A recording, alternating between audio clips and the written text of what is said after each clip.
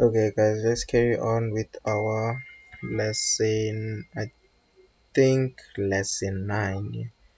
Yeah, we are going to do lesson 9. And also, I just got a message from the FNB page. You see, on the FNB page, if you go to WhatsApp, if you follow them on those pages, you're gonna see that they sent a message. It's a long message, but I'm gonna try and summarize it. So obviously we know, guys, there's speculations about them scamming or um, giving us false news or false promises, whereas they promised us an NQF level 5, but now they are changing what they said. But here, what I think is that okay, when we've joined the FNB App Academy to learn how to build apps and become a good developer, we joined. They said they're gonna give us a special certificate when we complete everything, like a special certificate. That's something of like NQF level 5, right? They did say, I remember too, they did say it. Maybe it was just their way of saying, I'm not materially up, I'm just assuming, guys. Yeah, I'm not fighting. Maybe is their way of saying after we learn we're gonna get a reward after, you see. Now they are telling us that the rules have changed, like the rules for the country. Before, to get the full NQF level 5 certificate, the course only needed a few weeks long, but now the people in charge, which is the QCTO, say the course must be 12 months, like 1 year, 1 full year, to count for the NQF level 5. So the FNB App Academy course is only 9 weeks, so it's not long enough anymore to be counted as a full NQF level 5. But I don't think we should worry because they mentioned something of like we will still get a certificate, but I don't think it's gonna be NQF level 5. We will still get a real certificate at the end, and the certificate that they will give us it's credited, I think, like points. It can still, I think, yeah, it can still get us a job. They said that, yeah, it can still help us move to a full, oh yeah, it can still help us move to a full NQF level 5 if we want to do further. So that's what they are saying. If we want to like continue studying further, they can, like, we can do it. And also there's gonna be bursaries, job chances, and also for top students there's gonna be a prize for like 100,000 rand, like 100K, guys. So yeah, let's just not give up yet. Let's not let anything is chaffy, so anything, you see, let's just continue. So now let's continue with our lesson 9. I just wanted to say my part. Everyone she now, yeah. No, no, I'm just gonna continue. I saw the speculations, but I didn't mind it. I was like, let me just continue. For I'll see what happens at the end. Called info box. So next comes the styling for the hyperlinks with class name info box. All right, so we go back to our style sheet and we put in another comment.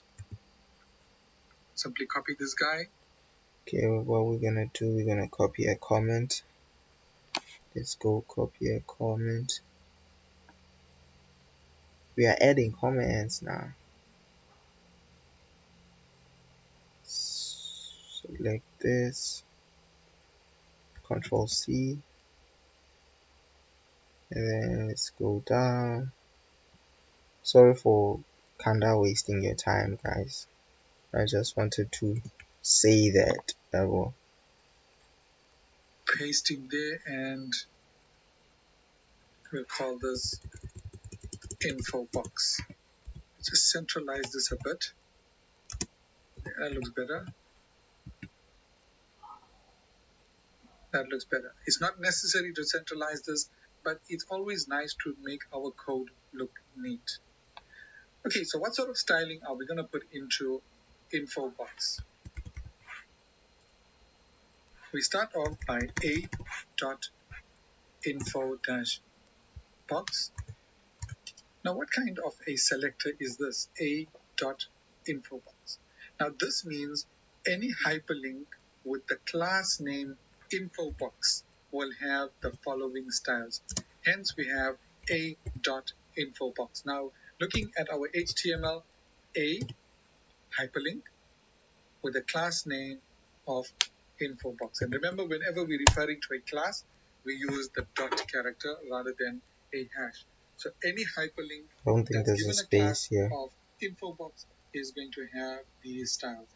Now, what sort of styles are going to go inside here? We start off with text decoration. Obviously, none. We don't want those underlines to appear. Next, we give it a background.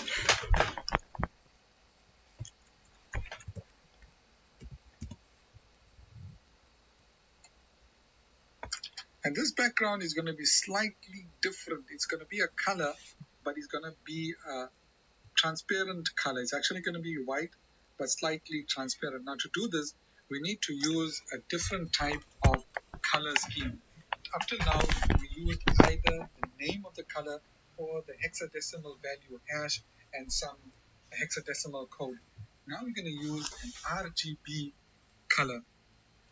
So we use RGBA. RGB. Remember, it's RGBA. Make sure you spell that correctly. And Whoa, we whoa, put whoa, in whoa. round brackets. And inside the round brackets, we put in some numbers. 255, comma, oops, 255, comma, 255, Okay. comma, Okay. It's 255, comma, space 255, comma, space 255, comma, space 0.8, point and 8. semicolon. And then Now, what does outside this already mean? have a semicolon. The first three numbers says that this box is going to be white in color. So when you hover over it, you can see the white box appears.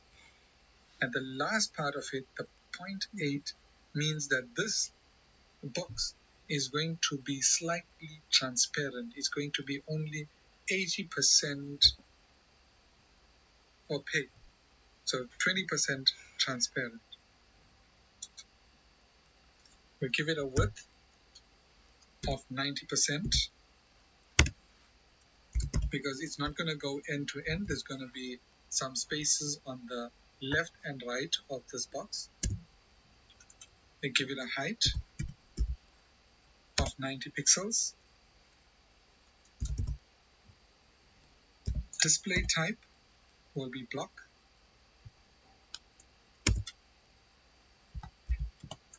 Margin we'll set to auto because we want this box to be centralized to the screen.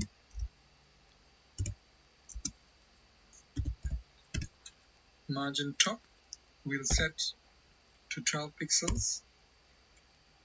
Now this will be the gap between our info boxes. So there'll be a 12 pixel gap between one box and the one above it. And finally, we'll give it a padding of 1 pixel all around. Remember, when you don't state that it's padding top or padding bottom or left or right, then the padding appears all around. Let's save this and have a look at it.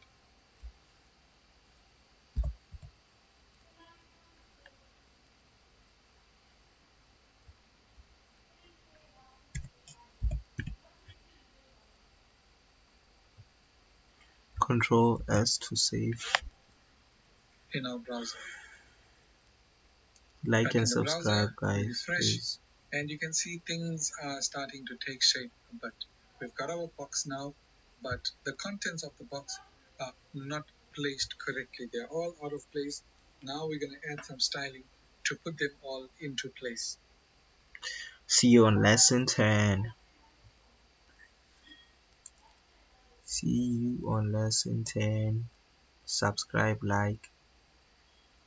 I'm begging you guys, please.